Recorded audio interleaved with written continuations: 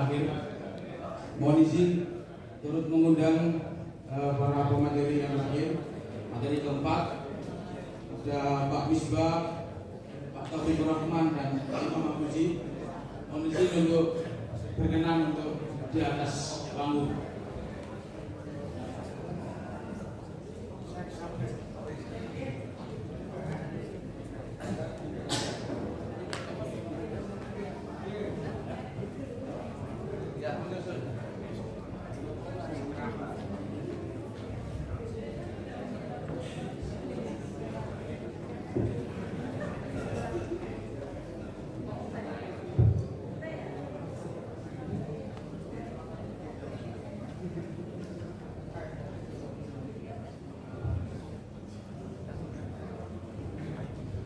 Baik, untuk cek sound dulu ya.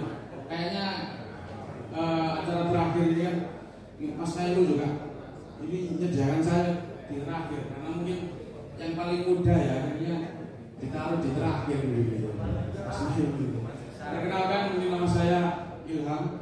Saya sekretaris Majelis Kader yang mendampingi Mas Khairul di Ketua Majelis Kader Pimpinan Daerah Muhammadiyah Sidoarjo. Masih ingat Pak ya, jargonnya Muhammadiyah Sidoarjo siapanya apa? Kalau Jackson ya, Muhammadiyah Sidoarjo. Sing sebelah mana itu? Itu berhasil Pak. Kecil Pak Sekretaris mulai ya. Sekali lagi Pak ya, Muhammadiyah Sidoarjo.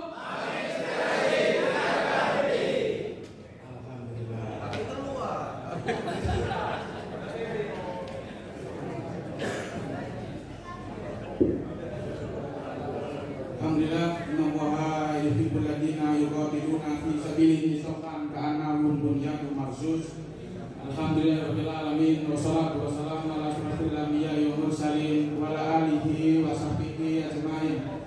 Asyhadu an la ilaha illallah wa asyhadu anna Muhammadan abduhu wa rasuluhu, amma ba'd. Dalam sesi kali ini, sebelum saya mulai, mohon izin yang saya hormati Prof. Bilal selaku Ketua BDM Sidoarjo, dan juga ada Ayahanda Hidayatullah selaku Wakil Ketua PWM sekaligus Rektor Unsida, dan telah memberikan izin dan tempat kita untuk pimpinan Muhammadiyah Sidoarjo ini bisa berkumpul melaksanakan rapat meeting ini di Universitas Kebanggaan kita semua Sidoarjo. Tepuk tangan untuk Unsida. Saya kira Unsida ini yang terdepan untuk mensupport para kader, para pimpinan dan para warga Muhammadiyah Sidoarjo. Alhamdulillah, di materi yang terakhir ini, yang pertama adalah pemaparan dari Pak Misbah selaku Wakil Ketua Koordinator Bidang Pengembangan Cabang Ranting dan Pengembangan Masjid dan Penajam Wakaf. Di materi yang kedua nanti ada Bapak Dr. Taufikur Rahman selaku Wakil Ketua Koordinator Bidang Pendidikan Dasar Menengah dan Pendidikan Non Formal dan Bidang Pembiayaan Haji dan Umroh. Selanjutnya di materi yang terakhir ada Bapak Imam Abuji, SHGMVI, Wakil Ketua Koordinator Bidang Tablik, Bidang Pengembangan Pesantren dan Bidang Dakwah Komunitas. Dalam sesi ini memang kali ini kita membahas bagaimana peran Muhammadiyah dalam skala ini, peran Muhammadiyah dalam skala aspek dakwah yang meliputi memang bagaimana Muhammadiyah bergerak di desa-desa, bagaimana Muhammadiyah bergerak di ranting-ranting di kecamatan, di masjid-masjid, bagaimana Muhammadiyah bergerak di sekolah-sekolah, bagaimana Muhammadiyah juga bergerak dalam dakwahnya di tempat-tempat yang memang perlu kita masuk untuk berdakwah. Dalam langsung saja, tidak perlu banyak lebar karena waktunya sangat terbatas. Kondisi Pak, kita diberikan waktu setiap materi 10 menit untuk memaparkan. Kira nggak Pak? 10 menit, tambah 15 menit nih. 7.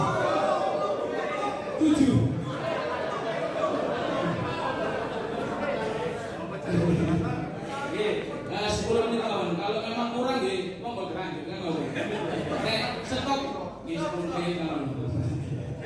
Monggo untuk materi yang pertama kepada Pak Misbah SHG MPD Wakil Ketua Pimpinan Daerah Muhammad Dias Jojo, Koordinator Bidang Pengembangan Cabang Ranting dan Pengembangan Masjid dan Penanaman Wakaf. Waktu dan tempat saya persilakan.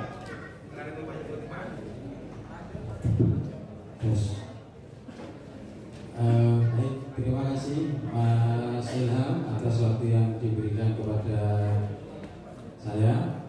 Assalamualaikum warahmatullahi wabarakatuh. Bapak Ibu mohon izin, mungkin saya sambil duduk karena 10 menit nih. Langsung aja, next.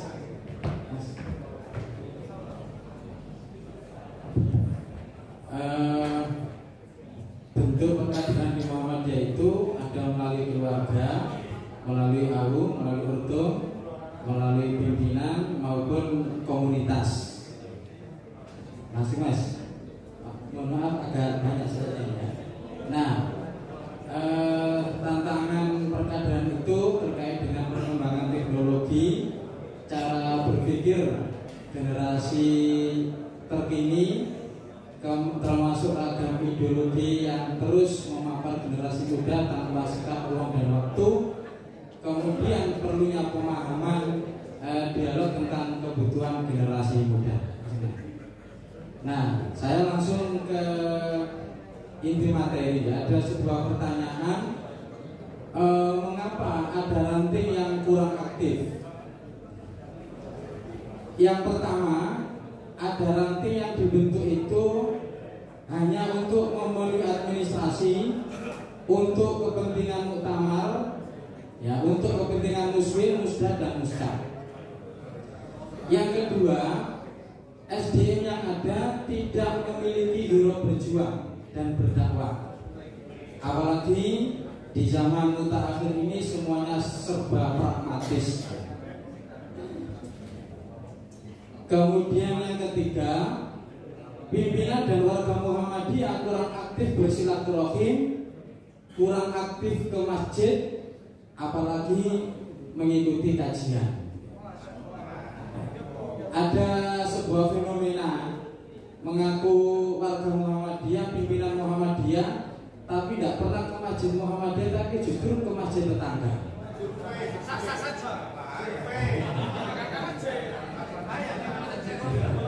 Kemudian yang keempat, merasa tidak memperoleh manfaat sebagai orang Muhammadiyah atau pimpinan Muhammadiyah.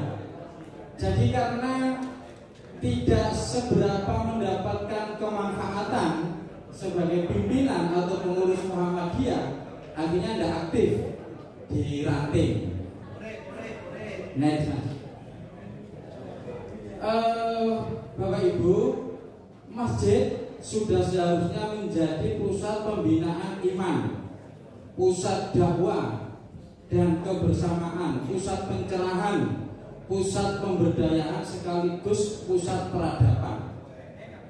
Oleh karena itu seluruh aktivitas hidup pribadi yang menyangkut ekonomi, politik, sosial, budaya dan sebagainya bagi setiap muslim yang disinari dan dibimbing oleh nilai-nilai kemasjidan, maka insya Allah mereka akan menjadi pribadi yang hebat. Ya, jadi masjid ini sejak zaman Rasulullah ya sampai sekarang ini mestinya menjadi sentral dari sebuah perjuangan, apalagi di tingkat cabang maupun ranting. Next. Nah, demikian juga bila para aktivis dan pengurus ranting dan cabang Muhammadiyah digerakkan oleh nilai kemasjidan dan salah satu tujuannya adalah untuk memakmurkan masjid, maka insya Allah para pengurus akan dimakmurkan hidupnya oleh Allah berbarengan dengan makmurnya ranting yang berbasis masjid. Jadi kalau pengurus atau warga itu memakmurkan masjid, itu akan langsung ada korelasinya dengan kemakmuran ranting maupun kemakmuran warganya juga, sehingga berbasis masjid ini sangat penting. Next. Bapak Ibu, di antara beberapa manfaat ranting, ranting berbasis masjid. Satu, menjadi strategi untuk menghidupkan masjid dengan kepengurusan dan jamaah yang kuat dan solid. Jadi tidak salah kalau kemudian ranting itu sentral perjuangannya itu ya ke masjid. Kemudian para pengurus ranting sekaligus akan menjadi aktivis dan pemakmur masjid, dan para pengurus masjid akan menjadi penggerak ranting. Jadi ada simbiosis mutualisme. Jadi ketika pengurus ranting itu juga menjadi pemakmur masjid juga menjadi pengurus ranting, ini sangat terkait.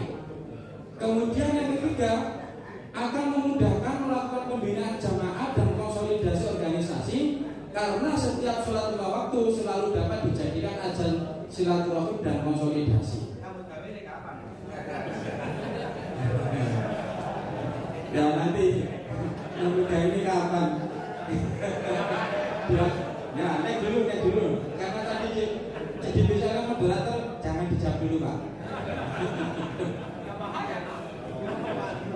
Masjid akan menjadi pusat dakwah bagi kepengurusan ranting dan bagi masyarakat yang dibina oleh pengurus ranting, karena masjid dan ranting akan mengurus, mengelola, melayani semua masalah umat dan seluruh aspek kehidupan.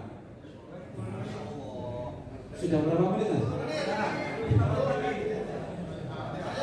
Ya, menjaga para pengurus masjid dan jamaahnya untuk mengenal dan dekat dengan Muhammadiyah dari para mubaliknya, sehingga dapat mencegah infiltrasi ya dari berbagai kelompok dan paham bertentangan dengan Muhammadiyah. Jadi kalau Pak Imam Mudi, selamat datang.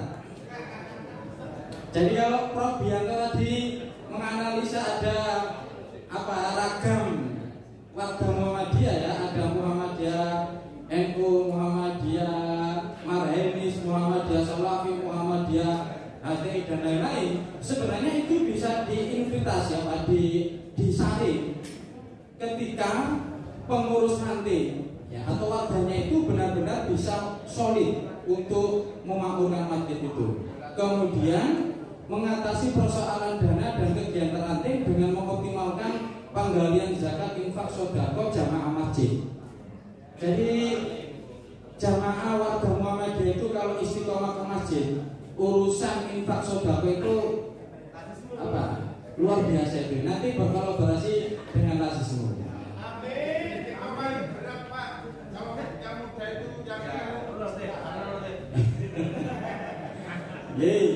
Memungkinkan menyatukan kepengurusan ranting dengan kepengurusan masjid. Yang terakhir, Mas. Next. Bapak Ibu, bukti pemilikan tanah itu berupa sertifikat pertama ya. Ada sertifikat hak milik, ada sertifikat hak guna bangunan, ada sertifikat hak pakai, ada sertifikat hak guna usaha. Next. Selain berupa sertifikat,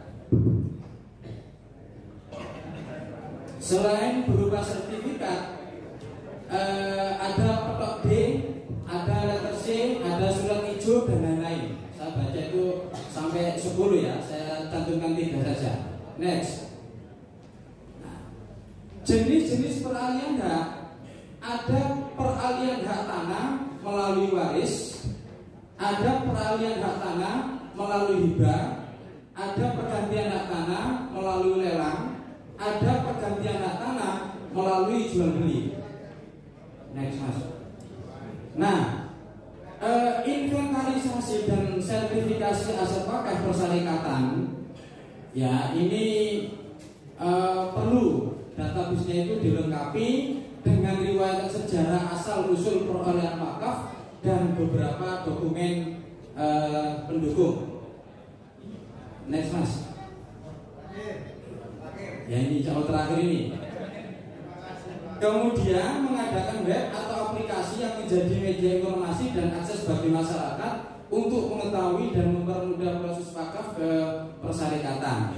Dan yang terakhir pembentukan nadir dan petugas wakaf persyarikatan di setiap cabang atau minimal dibuat zona karesidenan. Jadi kalau kemudian di cabang-cabang ini ada persoalan tentang nadir dan lain-lain, insya Allah di majelis kami siap untuk diajak berkomunikasi, membantu, mendampingi, menyelesaikan problematika terkait nadir, wakaf dan lain-lain.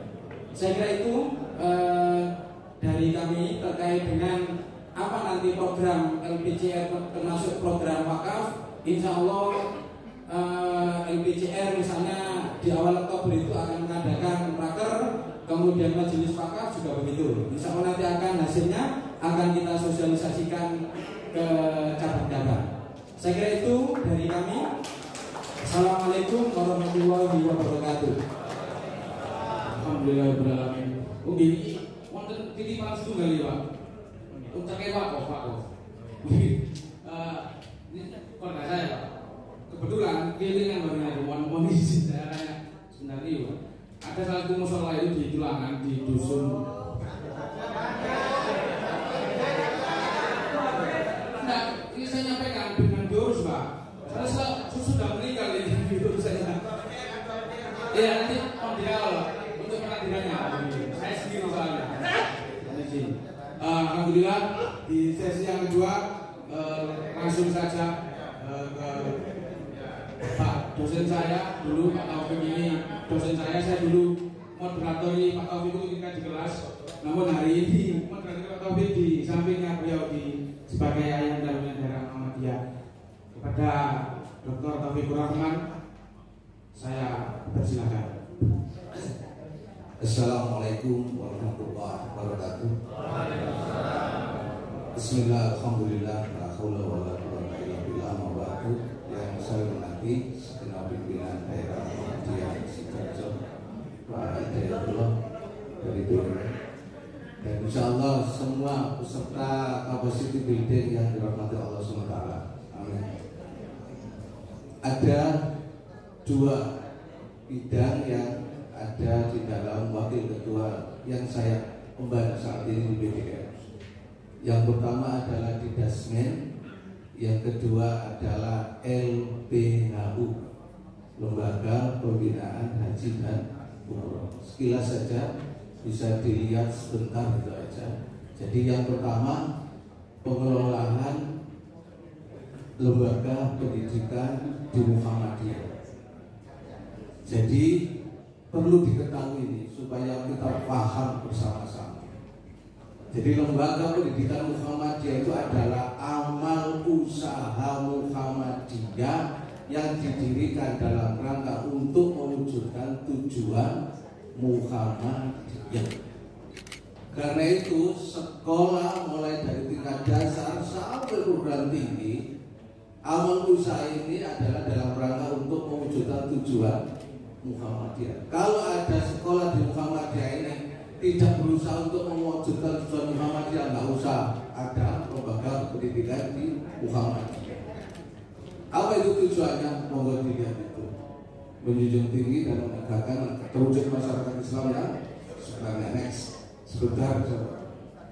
Tagline dari PDN Sidoarjo untuk di Dasmen adalah maju bersama persyarikatan. Apa itu maksudnya? Kalau PCM-nya baik, berarti lembaga pendidikannya harus baik. Jangan sampai nanti ada lembaga pendidikannya baik, ada yang baik tadi, ternyata PCM-nya nggak baik. Jangan. Jadi kalau ada PCM baik, berarti lembaga di situ harus baik. Begitu juga kalau lembaga pendidikan di situ baik, PCM juga harus baik. Lebih baik. Artinya apa? Maju bersama persyarikatan. Next. Jadi visi dan misi monggo langsung saja karena jelas itu di Muhammadiyah Majelis Dasmen itu sudah jelas visi dan misinya. Yang paling penting itu tadi menjadikan lembaga pendidikan Muhammadiyah itu adalah ini pusat pendidikan, pusat dakwah dan pusat apa? Pengkajian. Jadi jangan sampai ada lembaga pendidikan Muhammadiyah nggak punya fungsi tiga ini. Lebih-lebih adalah fungsi pengkaderan. Next aja. Ini ada program bisa dilihat itu, meningkatkan tata pengelolaan gitu, kompetensi guru tadi sudah banyak disampaikan oleh yang awal tadi, melengkapi sarana prasarana manajemen X aja. Ini yang paling penting dari Didasmen, mengaktifkan peran Poskam dan FGM. Apa Poskam itu? Forum Silaturahmi Kepala Sekolah Muhammadiyah mulai tingkat dasar sampai tingkat menengah. Kalau FGM, Forum Guru Muhammadiyah. Dan alhamdulillah di Didasmen ini tiada hari tanpa bekerja. Jadi hampir gak pernah, mohon maaf Pak Didasmen, Pak Kohar, Pak Saiful, Bu Serti, Bu Lina, Pak Wisnu sama tadi, Pak Publik, Pak Jinul, adalah kita tadi, Pak Balak dan lain sebagainya, mohon maaf saya sebutkan. Hampir setiap hari nggak pernah berhenti. Karena Pak, sekolah ini terus terus berjalan. Kalau mungkin yang lain ada 1 minggu sekali, tapi kalau di Didasmen setiap hari. Next, langsung ini. Oh ya, sekedar diketahui ada di atasnya tadi, di atas ada sedikit tadi. Jadi PDM ini salah satu sumber keuangannya itu mungkin satu sudah dikatakan oleh Pak Utomo, itu dari UIK sama UIK. UIK itu karyawan. Itu sesuai dengan ketentuan. Bagaimana ketentuannya? Sebelum sampai di situ harus diketahui di lembaga pendidikan Muhammadiyah itu ada penguatan bagi guru dan karyawan sekolah Muhammadiyah. Makanya pembinaan itu terus dilakukan oleh Didasmen dalam rangka untuk apa? Menjadikan guru dan karyawan di situ harus tahu tentang Muhammadiyah dan mengamalkan Muhammadiyah. Next, sebarannya seperti itu, Bapak Ibu yang dari PCM, UWIS dan UIK itu berapa persen sih? Monggo bisa dilihat itu ya. Jadi kalau tingkatan cabang SD, SMP, SMK hampir sama itu semuanya ya. Kalau cabang 40%, kalau daerah berapa? 25%, wilayah 20%, pusat 15%. Gimana? Oh capek. Ranting itu yang cabang yang ngurusi. Ranting yang nyumbang. Karena ranting yang punya tempat kan itu ya. Kenapa nggak punya tempat? Ranting nggak punya tempat. Next.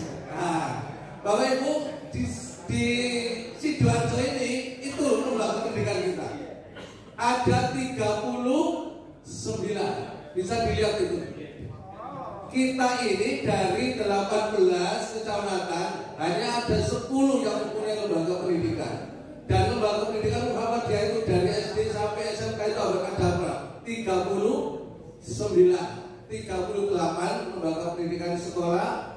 Sedangkan yang satu itu adalah pondok pesantren. Lebih jelasnya itu bawahnya. Next Mas. Sudah. Halo itu. Itu bisa dilihat. Sekaligus jumlah siswanya. Tadi Pak Ijan sudah mengatakan gurunya ada 1.500 dan siswanya kurang lebih ada 13.000 sekian sampai hari ini. Dan trennya, makanya Pak Ijan itu kemarin, trennya di Muhammadiyah sekarang ini ada mulai penurunan. Jadi kalau kemarin katakanlah umpamanya 14.000 sekarang menurun jadi 12.500 atau 12.000. Baik, ini tugas Didasmen ke depan itu bagaimana bisa meningkatkan. Next, terus. Paling akhir ini pimpinan Amal Usaha Muhammadiyah harus selalu berusaha meningkatkan dan mengembangkan kaum dengan sepenuh hati sehingga mempunyai keunggulan dan percaya saing tinggi. Tanpa ada keinginan yang kuat dari pimpinan tidak akan mungkin sebuah lembaga pendidikan Muhammadiyah akan bisa maju. Yang kedua, Bapak Ibu, maju aja yang kedua, muncul. Next, terus. Oh ya, oke. Inilah kondisi lembaga pendidikan Muhammadiyah di Sidoarjo. Ada yang diurus, ada yang tidak diurus, Ada yang diurus tidak serius, ada yang diurus dengan serius. Karena itu kita berharap di Muhammadiyah tidak ada seperti itu. Semuanya diurus dengan serius. Next. Terus terlalu banyak. Langsung aja. Ini strategi yang harus kita lakukan. Terus, jika Anda ingin memiliki sekolah madrasah yang berkembang dan meningkat, maka harus sangat serius di dalam mengelola sekolah tersebut. Next. Yang paling akhir kaitannya dengan LPHU. Apa itu? Lembaga Pembinaan Haji dan Umroh. Supaya tahu ini adalah majelis atau lembaga yang baru. Sebelumnya tidak ada di PDN. Tujuannya apa? Atau apa lembaga ini adalah ini melakukan pembinaan, monitoring, evaluasi penyelenggaraan bimbingan haji dan umroh oleh kelompok bimbingan ibadah haji dan umroh atau KPKBIHU. Next, supaya paham aja. Jadi apa yang dilakukan oleh LPHU ini, yaitu melaksanakan atau tagline-nya adalah berhaji sesuai dengan tuntunan Rasulullah. Dan alhamdulillah PDN Sidoarjo ini punya amal usaha KPIHU namanya Jabal Nur. Next. Terus Mas, cepet. Ini harus paham ini supaya nanti jelas. Jadi masalah haji dan umroh, Bapak Ibu harus paham ada 3 ini. Ada KPIHU, ada PPIU, ada PPIH. Jadi KPIHU itu adalah kelompok bimbingan ibadah haji dan umroh. Tidak berhak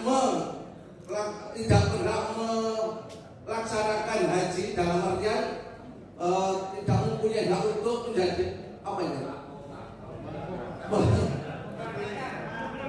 Menghajikan tidak perlu.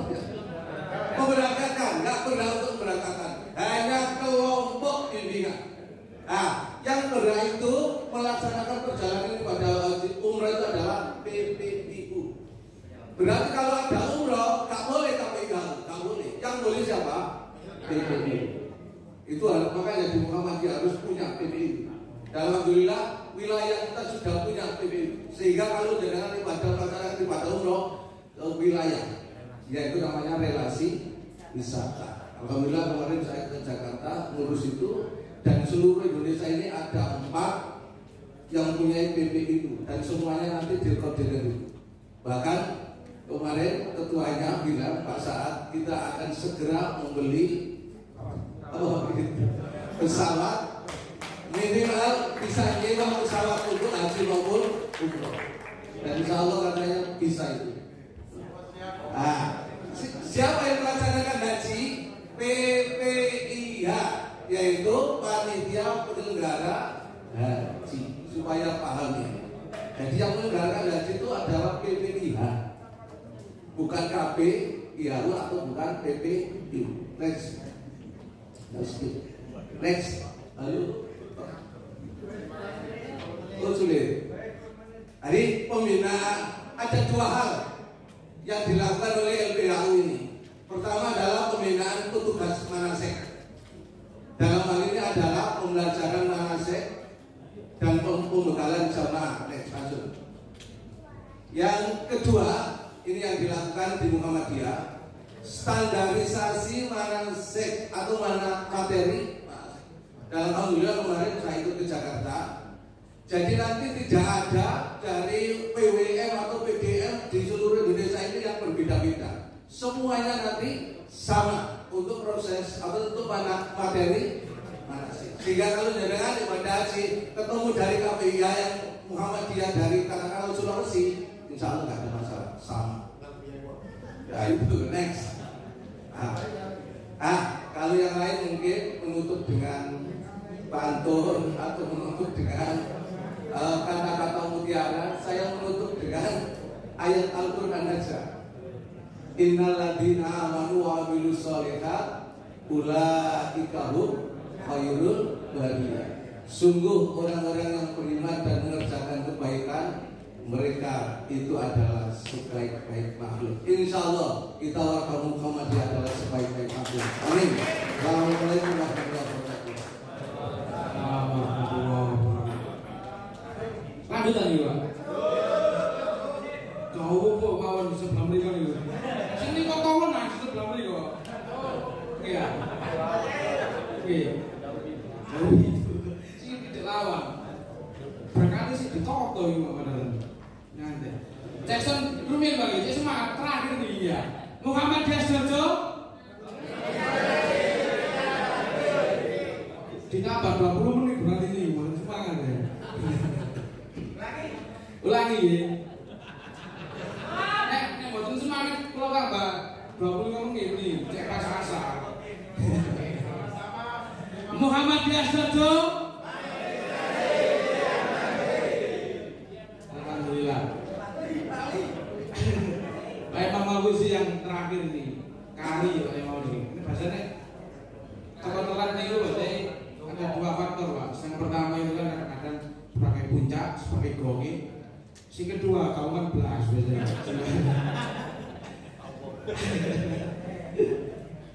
Oke, langsung saja kepada Ayahanda Imam Mahfuzi MPI, Wakil Ketua BDN Sudarjo, Koordinator Bidang Tablik, Bidang Pengembangan Pesantren dan Bidang Dakwah Komunitas. Waktu dan tempat saya persilahkan. Pesannya apa Bapak? 10 menit Pak. Alhamdulillah. Bismillahirrahmanirrahim. Assalamualaikum warahmatullahi wabarakatuh. Alhamdulillah wa syukrulillah wa la hawla wa la quwwata illa billah. Asyhadu an la ilaha illallah wahdahu la syarikalah wa asyhadu anna Muhammadan abduhu wa rasuluhu la nabiyya ba'dah. Allahumma shalli wa sallim wa barik ala nabiyyina Muhammad wa ala alihi wa sahbihi wa mawala.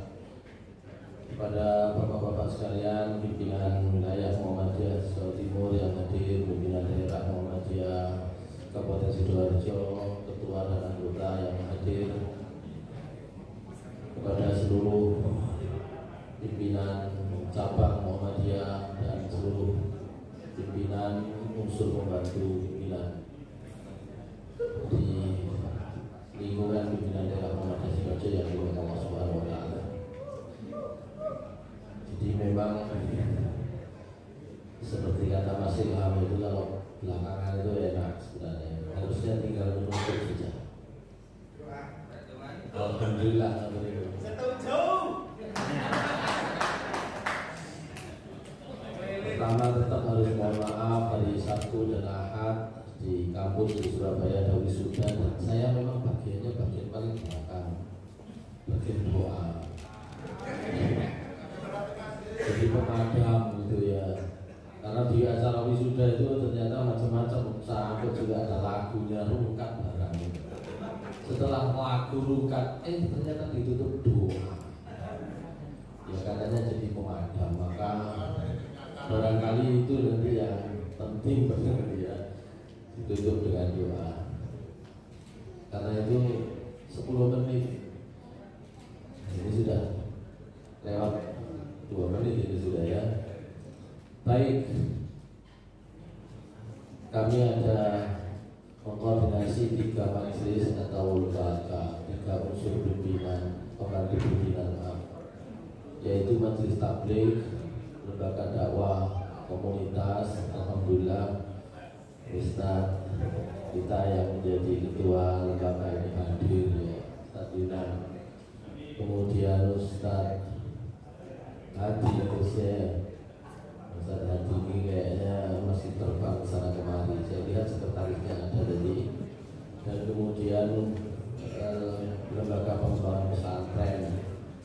Saya lihat Ustaz itu di belakang, mungkin yang lain juga saya tidak bisa. Itu ada Mas kali di sana. Coba Mas, digeser Mas. Saya lewati aja lah. Gak usah bahas itu. Nah itu yang saya hanya menyampaikan beberapa hal saja ya. Sebelumnya Mas,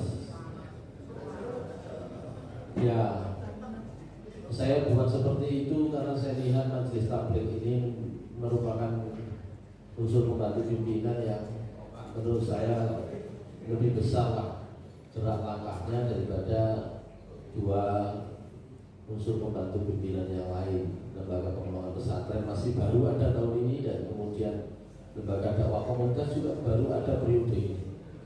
Lembaga dakwah komunitas itu sebenarnya sudah diminta untuk dibentuk sejak periode kemarin, tapi di Sidoarjo belum bisa membentuk itu. Kita belum bisa memetakan, kita kan punya peta. Karena itu nanti fokusnya adalah di majelis-majelis atau di unsur pembantu pimpinan yang kami koordinir. Tugas pertama adalah membuat peta dakwah, peta pondok pesantren, dan peta komunitas. Coba dilanjut. PCM itu ya. Peta kekuatan kita itu ada yang oranye, ada yang ungu, ada yang warnanya agak apa itu, kuning yang apa ya, satu lagi hijau. Itu saya petakan berdasarkan jumlah ranting. Yang hijau itu jumlah rantingnya 16 sampai 25, karena yang paling tinggi itu 25, yaitu PCM sepanjang. Semua rantingnya sudah terpenuhi. Kemudian ada di bawahnya adalah PCM Sidoarjo 19 ranting. Kok nggak tepuk tangan? Kemudian ada di bawahnya lagi 17 ranting, itu insya Allah tanggulangin. Atau mohon maaf kalau tidak keliru nanti antara tanggulangin dan krian ya. 17 ranting itu. Tanggulangin apa? Oke, berarti yang 17 itu krian. 17 ranting itu krian. 16 ranting itu candi dan tanggulangin. Oke, itu yang paling besar. Yang di bawahnya yang warna oranye. Ya, warna oranye itu yang jumlah rantingnya antara 11 sampai 15. Ya. Kemudian ada lagi yang di bawahnya itu yang warna ungu yang jumlah rantingnya 6 sampai 10. Ya. Data ini data sebelum musda. Okay. Atau data 2021 akhir. Nanti ketika musda berbeda, sekarang sudah berbeda lagi. Saya dengar kemarin buduran itu sudah bertambah nanti. Ya, tulangan juga sudah bertambah, balung bendo sudah bertambah. Ya. Tapi jumlah ranting secara keseluruhan itu jumlahnya masih 251 kalau nggak salah, atau kalau sekarang udah bertambah itu ya. Sementara jumlah desa takon panitia pemilu di sama jumlah desa itu ada Pak Adi jumlah desa itu Pak Adi 22 jumlah desa 346, padahal ranting kita 250 sekian. Partai umat ya, artinya masih banyak tugas kita untuk memenuhi ranting-ranting yang masih kosong. Dan itu juga menjadi tantangan bagi majelis tabligh karena ruang lingkup dakwahnya juga akhirnya ya terbatas di ranting-ranting yang ada. Bahkan bisa jadi ada ranting yang gerak dakwah kita belum sampai di sana. Lanjut Mas. Iya, kita punya 18 PCM, 1 rumah sakit, 38 sekolah. Kemudian ada, nah yang lain itu yang tadi sudah disebut ya, guru karyawan ini adalah lahan dakwah kita semua. Tapi kemudian kita punya juga mubalek panjenengan semua unsur pembantu pimpinan itu ada 200 berapa itu? 203 ya kalau nggak salah ya. Yang di bawah sendiri itu. Oh, masjid musola itu yang bawah sendiri masjid musola. Kita punya 203 masjid musola data 2019 karena kami belum punya data lagi yang paling baru. 196. Ini masjid tau? Oh, 2019 itu datanya 213 kalau nanti yang sama tahun itu.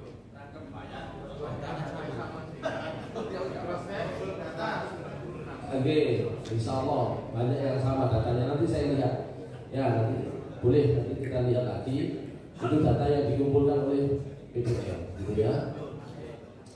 Kemudian jumlah mubalik itu saya dasarkan pada jumlah anggota grup KMM yang diubah oleh Ustaz Rifni.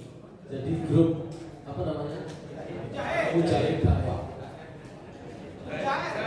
Karena kita nggak punya datanya, mana saja itu nggak punya. Oleh karena itu apa yang kami sebut ini semuanya menjadi PR bagi Majelis Tabligh dan sekarang dalam proses itu kami mohon izin Pak Rektor sekaligus Ketua PWM, anggota majelis kami yang di divisi penelitian itu semuanya adalah orang Unsida dan peneliti-peneliti produktif Unsida. Harapan kami adalah kami punya data itu, kami punya data mubalik yang fix berapa sih mubalik kita, mubalik kita yang punya NBM berapa, yang nggak punya berapa, yang ruang lingkupnya sampai luar daerah siapa, yang hanya lingkupnya Sidoarjo siapa, yang ahli fikih siapa. Kemarin dari Masjid Al-Ikram Wage tanya kepada saya, Ustadz siapa ya ahli tafsir kita menggantikan Profesor Umrawi atau jawab begitu ya. Sehingga kemudian ini perlu dipetakan cinten sing khusus Palimanan, sing khusus Palimanan.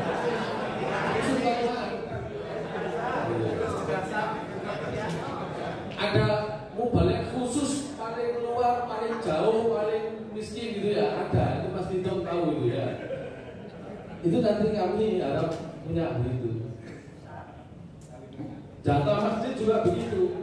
Kita baru bicara jumlah masjid itu dengan rencana anggaran atau dengan berbasisnya bukan saldonya, tapi rencana anggaran dari masjid itu. Rencana anggaran itu yang misalnya setahun itu 500 juta ada nggak? Yang mungkin 1 miliar ada nggak? Yang setahun itu cuma 30 juta, yang setahun itu cuma 10 juta ada nggak? Itu ya rencana anggaran biaya untuk operasionalnya. Itu kami ingin punya data-data seperti itu.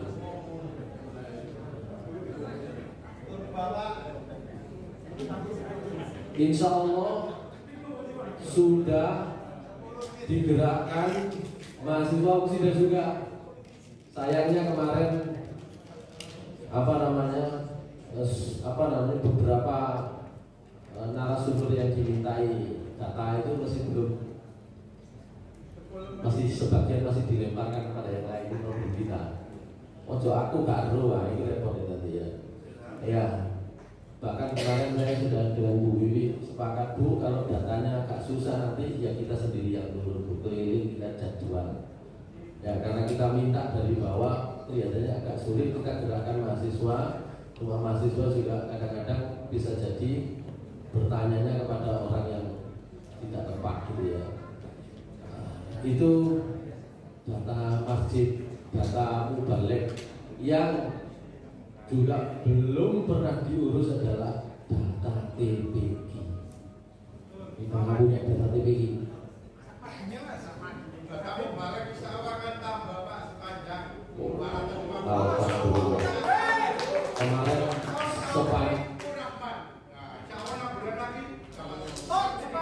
Kemarin sepanjang sudah melakukan pelatihan. Insya Allah akan ditiru oleh PDM. sudah bersama. Baik TPQ yang dulu gitu. TPQ yang punya data. Mana TPQ yang aktif, mana yang tidak, kita nggak punya data. Akhirnya saya kemarin datanya juga akhirnya saya berikan data masjid aja, coba nanti kita share, kita coba cari data. Jadi majelis tabligh dengan ini saya tidak menyampaikan lebih detail. Programnya di tahun pertama dan di awal tahun depan itu adalah proses pendataan. Sudah dibentuk KMM, insya Allah juga akan ada proses pendataan mubalek dengan memberi kartu mubalek. Ya, di awal tahun depan itu dijalankan insya Allah.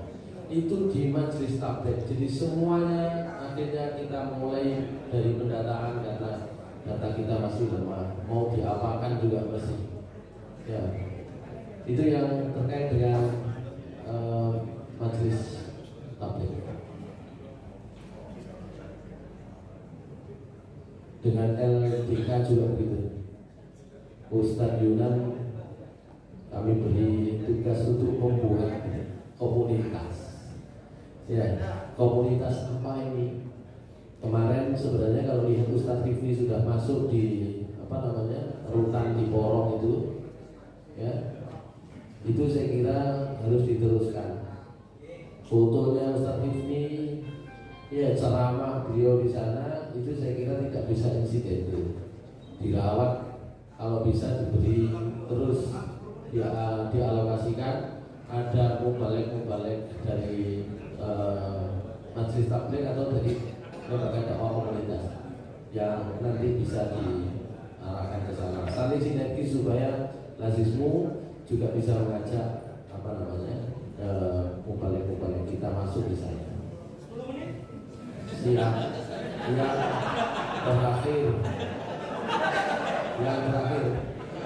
Sebenarnya fokusnya dakwah digital ya. Ini tadi saya coba screenshot aja ini. Majelis tabligh kita itu kan sekarang itu semuanya programnya terkait dengan pengembangan dakwah digital. Tapi saya coba untuk melihat 3 masjid kita yang paling aktif membuat konten digital. 1 Masjid An-Nur, 2 Al-Mahdi. Ya nanti sampaikan ke saya dari Balai Dodo kalau ada ya. Yang ketiga adalah yang saya ambil sampel itu adalah Alif Fajr Tasari. Dari 3-tiganya ini subscribernya belum sampai 5.000.